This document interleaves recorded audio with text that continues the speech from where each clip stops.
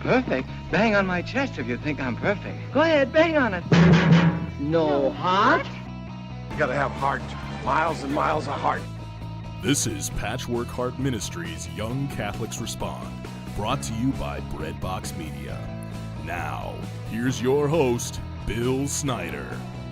Thanks, Adam, and welcome to the program, everybody. I am indeed Bill Snyder, and thanks so much for listening, no matter how you're listening to us, whether it's on Breadbox Media, Evangelism Radio, or right here on Patchwork Heart Radio. But I could not be more excited today to have Joe Sikorra on the phone with me talking about his brand new book, Defying Gravity. Joe is a former actor and stuntman and was a police officer for 17 years in the city of Santa Monica. He is a licensed marriage and family therapist and the host of the popular Joe Sikorra Show on Relevant Radio. Joe, welcome to the program, and thank you so much for being with me here today on Young Catholics Respond. Hey, Bill, my pleasure. Thank you for having me on. I appreciate it. Yeah. So, Joe, this book, Defying Gravity, really, the subtitle of it is How Choosing Joy Lifted My Family from Death to Life. And that means that you went through some big tragedies with your children. Can you just maybe give us a little bit of the overview of your life and this tragedy? Sure. Yeah. Well, I started off, again, a young guy, got married relatively young, 23 years old, to my high school sweetheart. And, we had a lot of dreams, as most young couples do when they get married. And we talk about having children and what kind of jobs we want to have with our life and where we want to live, all of those things. And, our dream turned into somewhat of a nightmare when, again, I'm sort of cutting to the chase here, but when our oldest son, John, turned 7 years old, I was outside playing ball with him. And we had just purchased our first little house, and, we'd been married for about 8 years at this point. And I was playing ball with him, and the ball kind of sailed by him. And I thought, boy, he's either a really bad baseball player or something's wrong. And I said, John, go pick up the ball. And he goes, well, where is it? Where is it? And I said, boy, it's right there. And he didn't see it. And so I went in and I said, boy, I think there's something wrong with his eyes, I told my wife. And we took him to the doctor, just the eye doctor. And he says, yeah, here's these glasses. He said, but, take him to another doctor because his retinas don't look right. And so we did. We went to one eye doctor to another eye doctor. And he said, this doesn't look good. His retinas don't look good. I want you to get a further biopsy. I believe he might have some eye condition that could cause him to lose his vision. So, of course, we started freaking out. Yeah. And thinking, how do you raise a blind child? And then we, again, go into another doctor. They said, well, it's worse than that. Your son actually has a very rare neurological disease called juvenile Batten disease. And they described the progression, and blindness was only the first symptom. Later, in early teens, kids with juvenile Batten suffer with seizures. They lose cognitive and motor function, feeding tubes, and they die generally late teens to early 20s. So we thought our world, absolutely couldn't get any worse. And as you had mentioned, I was an actor at the time and kind of a working actor, certainly not famous, but making a living. And my wife was working as a nurse. But my career kind of was, in the doldrums, and my wife was freaking out because of the diagnosis, understandably. So I was working as a reserve police officer at the time of this diagnosis, and basically we came to the conclusion that it would be best for me to sort of forego, my dreams of an actor and become a full-time cop, for benefits and security for the family and everything else. So I did that. And while I was in the police academy, the second police academy, because I was already a reserve, but I had to go back to an academy to be full-time. I got a knock on the door one day because I had to live away from home, about, an hour and a half away from home. And my wife was at the door, and she said, basically, Ben, our other son, has the same disease. So, oh my gosh, clearly, yeah, it's, you just, when you think life is going to, hit you with a jab, and it comes in with, a full-on knockout punch.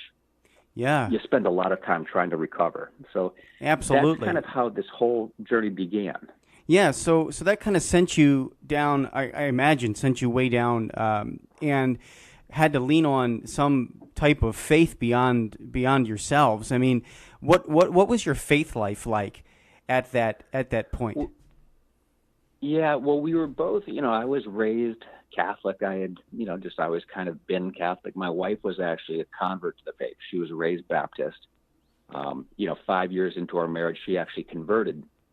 But, we enjoyed our church, but, we sort of experienced that existential crisis, which, and quite honestly, I know our story seems unique. We're dealing with these overwhelming circumstances, but I really believe that all of us, Bill, you and me, all of your listeners, are going to encounter this kind of crisis in our life, whether it's a health crisis or losing our job or a divorce or the death of a family member. We're going to face our own death. And at some point, you really forced, no matter how casual or rich your faith is, at some point, you're going to really say, okay, what is it all about? And we were really forced to ask that question. Of course, we asked the questions, why God, why me, why is this happening?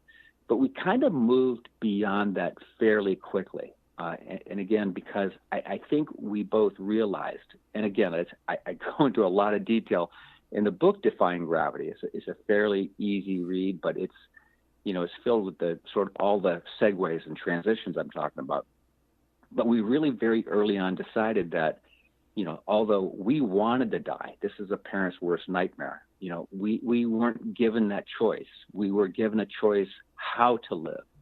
And we had to choose to live joyfully, because that was the greatest gift that we could give our boys, John and Ben, is to really begin to try to choose life and live joyfully and laugh and play and live deeply in our faith. And so we began a lot of difficult conversations, including heaven. We spoke a lot about heaven and what life really means. And we really experienced a lot of miracles along the way. We clearly prayed for the miracle of healing, and that didn't happen. But I think we were given a more profound healing, which is, we found real life in the midst of suffering. So, again, that's kind of a long-winded question, but our faith had to become real. God had to become real. Otherwise, everything was meaningless. Absolutely. And so we began to choose life. Yeah. Yeah. You mentioned God being real. And I think as Americans today, and maybe that is the number one struggle, because I think Satan probably has destroyed that, in our culture, or he's trying to destroy that, the fact that this God is real. And did your boys, when you have tragedy like this, and you experience that, personal tragedy, okay, from the parental perspective, but did your boys come to understand and know and see God in their illness and have something that maybe the rest of the world didn't have? I've got to tell you, Bill, and I know every parent says my child is special, and I'm not saying my child is, more unique or more special than anybody else's child. But John and Ben, John was the oldest. He passed away 2.5 years ago. Ben is still with us, thank you, God, and we're enjoying it. He's 23 years old. His brother died at 24. But they both had these just incredible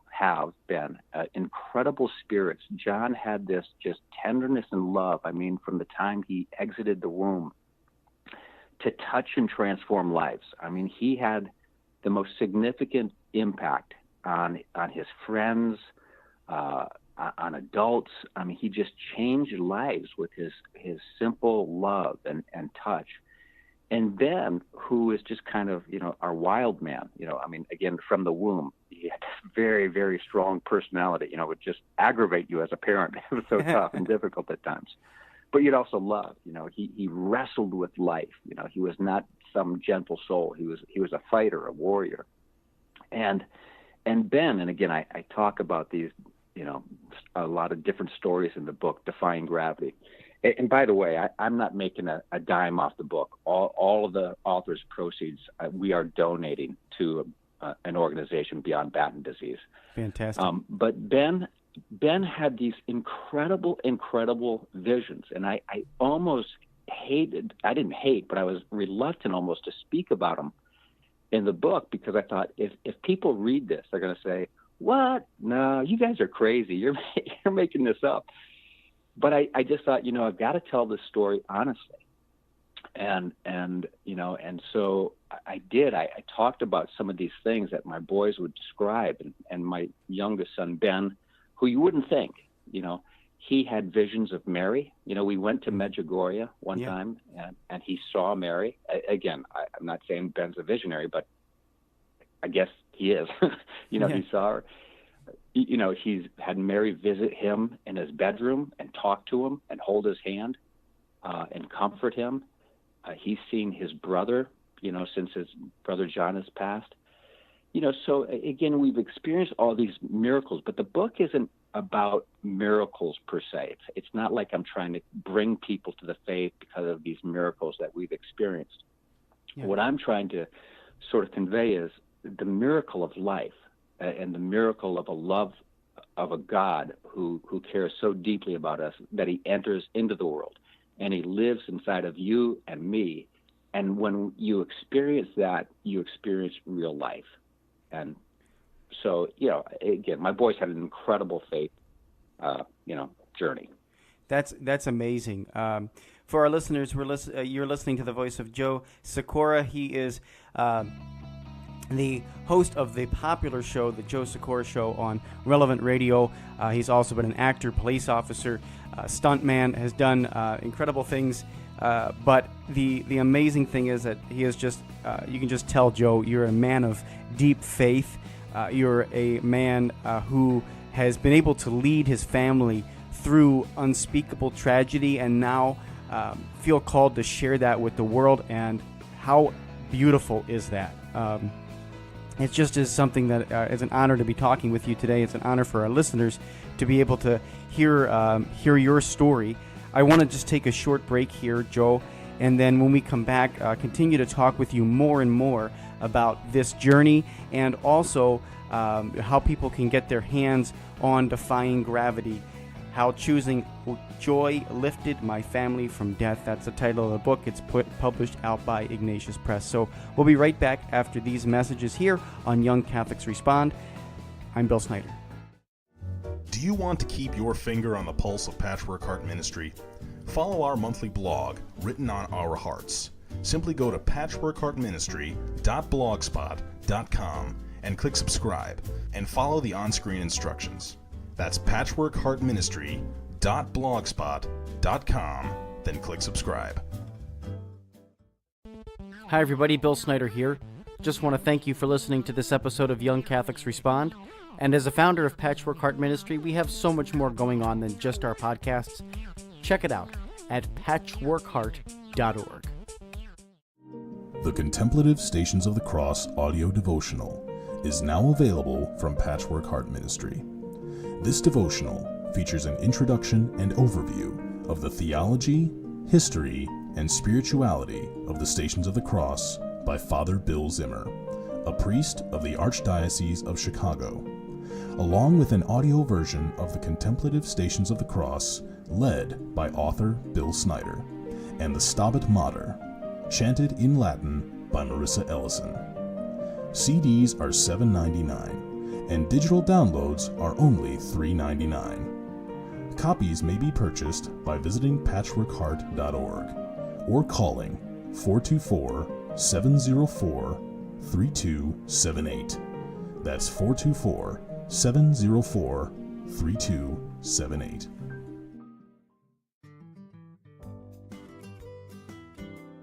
Judy Hare was a bankrupt, homeless, drug-addicted college dropout on the brink of divorce, but is now a seminary graduate and devoted wife and mother of 4 children. What happened?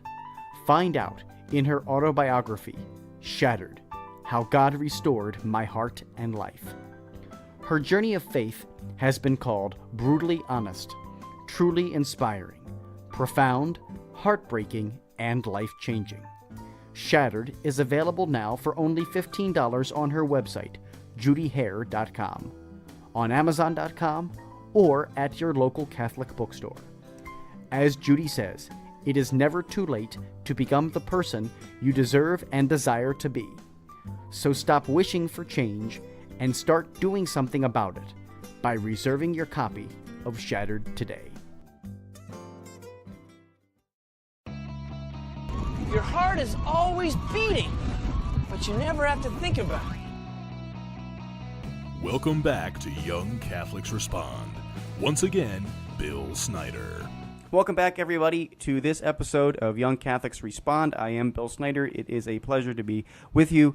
We are continuing our conversation with Joe Sikorra. He is the popular host of the Joe Sikorra Show, but he has got so much more than that going on in his life. He has authored a book detailing all of it. We were talking about a lot of it in the first half of the interview, so if you are joining us in the middle, scroll on back or listen to it on podcast later and hear some of his amazing story. The book is called Defying Gravity, How Choosing Joy Lifted My Family from Death to Life. And Joe, I wanted to maybe pick up our conversation with, you talked about your deep faith. You talked about this incredible diagnosis for both of your boys that is fatal. And I want to maybe talk with you a little bit now about the day-to-day grind, because faith puts us in a position to orient our minds, but there is still a day-to-day grind of going to hospitals and going to doctor's offices and going to these appointments and dealing with illness that is debilitating. Can you just talk about that day-to-day grind and how much faith really helps in that day-to-day grind? Yeah. Boy, great question. And I think, Bill, you and I could talk about this for hours and not scratch the surface. We were, as most people, when you encounter disability, especially if it's something that comes on to you, you're not born with, you have to figure out a lot. You've got to improvise a lot in life. And, first we had to deal with and learn how to care for boys who lost their sight, who couldn't see, and just the whole idea of navigating life and how does that impact friendships. And it does. The reality is, I'd like to say, there was no impact. Life went on normal. But that's not the truth. When you encounter disability, whether it is you're in a wheelchair or you lose your sight or your hearing, it changes everything. It changes your relationship to the world and to people. And, for us, one of the things that's difficult is, I don't know if you ever get used to it, but, it's like people looking at you, guiding your blind son up to communion at Mass or, through the mall or in a wheelchair. And, all of that is difficult, dealing with doctors, your own incredible story, with your heart issues and everything, it's like sometimes it's great experiences, it's very humbling again when you're dealing with the disability, and sometimes it's deeply enriching because it's humbling in a good way where you say, oh boy, I really actually have to rely on other people. I need to get good at asking for help. And, sometimes ego gets in the way of doing that. It's Amen. Like, I don't want to ask for help. I want to be the one giving help. And, Amen. We had so many incredible experiences with different doctors, some good, some bad. And I'll never forget our first experience. I actually made the dedication to him. One of the people was our pediatrician. And my wife brought the boys there for some wellness check, and he was like, bat disease, what is that? And every doctor we went to had to educate themselves, what this disease is all about. He just was kind of insensitive at first. And my wife came out of the office just in tears, and she was crying. And the nurse there saw him, and she went in and kind of read the doctor the riot act, I think. And he came back out, and he was just like, I'm so sorry. I'm so sorry. And he became just an incredible, dear, supportive man to us. I mean, just made himself available 24/7. But, not, as I'm sure not all experiences with doctors or with people are always good. I know John and Ben, one of the most painful things for us as a parent was seeing, they had some incredible friendships We've been really blessed with just beautiful people in our life, both family and friends. But again, as you know, life doesn't go on, quote unquote, normally, and so friends who, grew in independence, our boys grew in dependence. And they would go off and spend the night together or go on dates. And our kids more and more were, sitting home with us on a Friday or Saturday night. And it's like that was a drag for them. They saw the different path that their life was taken, from their friends. But I remember and I didn't write this in the book, but I remember one incident in the hospital. And I know you can speak about hospital things and what that means. But we had this doctor, and she was brilliant, as most doctors are. But she was just like, you could tell she didn't want to touch us. She didn't want to touch the disease. So she'd say, questions? And I finally talked to her. I said, hey, doc, I got to talk to you a second. And I said, as a marriage and family therapist, I'm always looking at how people relate to each other. And I said, you're kind of keeping us at bay. And I said, patients who like their doctors, those doctors don't get sued. Patients who feel supported and loved, they do better with their diseases and their prognosis. And I said, slow down and see us, as people like you. And again, it was a little bit awkward. My wife's looking at me like, don't talk to that doctor like that. And I said, no, you've got to know this, But, it's an interesting journey, the whole medical side of it. Absolutely. And I think, just as you kind of highlighted there with that personal touch, did that help you transition careers again? With that personal touch of, I really need to learn how to relate to people. I need to learn what's going on in them so that my boys can not only have a quality of life that God wants them to have, while they're here, but also, that the impact of their story is going to help them, so there's so much, that is a blessing. Did that really move you into what you're doing now? Well, it's interesting because it's a great question, and I would say yes, but let me answer it this way. I never intended to be a marriage and family therapist in my life. I wanted to be an actor, and had I been successful, had I met with fame and fortune, it probably would have ruined my life and jeopardized my soul. But I didn't want to be a cop full time. I became a cop out of necessity to care for my family. But that was really the first place where I think my life was significantly moved from self-focus to other focus. As a cop, you deal with people in their lives really at their worst, when they've suffered, they've been beaten up or robbed or in a bad car accident or, suffering, with a loss or death of a loved one. And it was kind of that journey from self to other. And one day, when I was working as a police officer, and I thought, man, I don't want to do this the rest of my life. My family needs me. It's like this is such an emotionally demanding job. And a dear friend of mine who's a clinical psychologist, he said, Joe, you'd be a great therapist. He said, you're curious about people. You're good with people. And I said, well, what would it take? He goes, well, you go back to school for a couple of years, and he explained the process. I thought about it for about 8 minutes, and I said, yeah, that's a great idea. So I went back to school and became a therapist. And then, of course, that life is really about entering into the messiness and the difficulty of other people's lives and walking with them to try to find life again. And, that was, also what I was doing with my kids. You can choose to embrace the struggle, to pick up the cross, as Christ would say, or you can run from it. We're given a choice. And yet, again, each one of us is given that choice to pick up our cross daily. The gospel is very clear. Jesus says, don't run from the suffering. Watch me, work with me, walk with me, and I'll show you how to do this. And that was kind of our faith journey. It's like, how do you deal with a disease is going to kill you? Well, you walk with Christ, and you experience that grace that he offers everyone, everyone.